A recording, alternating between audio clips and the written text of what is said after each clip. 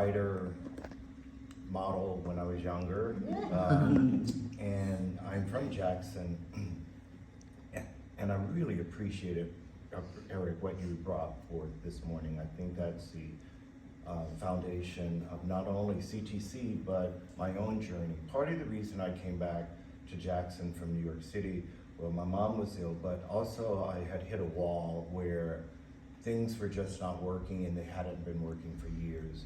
And I realized that I had to come back to the scene of the crime to do some investigation and find out what this place had done to me, whether consciously or unconsciously.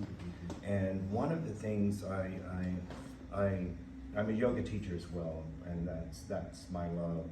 And I just taught a class this morning on yoga for healing, and I was subbing for someone, and I was looking forward to that. I have a lot of cancer patients and heart patients in that class. But one of the things that I came home to do was to heal my child, my inner child, which was born in a segregated Jackson and Bells, Tennessee, up until I was maybe 12 years old, before I even went to an integrated school. There's a quote that Deepak Chopra has. He said, if you want to heal your child, work with children. And I've been hearing that in this incarnation of CTC. And, because that's where it all starts. You're talking about the program and all the different types of learning. That was just, it was like going on like 3M stickers to my chest. Sticks. And those are all aspects of myself that I need to heal. The visual, the auditory, the gustatorial, and all of those levels, because all of those levels informed and formed who I am. And some of that information was not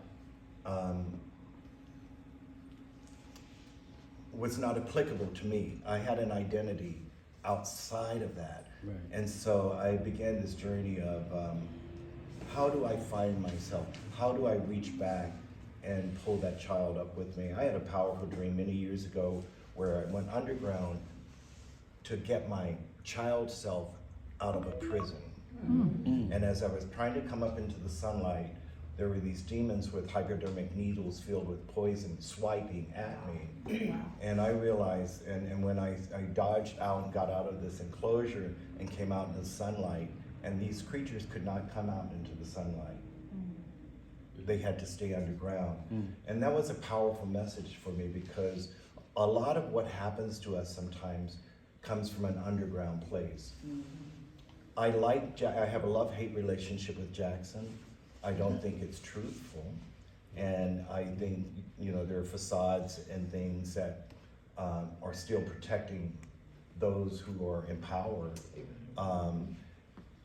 So I'm concerned about the truth, and I'm concerned about how it's affecting the children.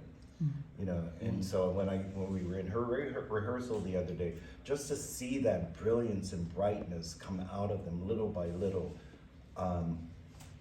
I felt like, I didn't feel like I was doing anything for them. I felt they were healing me.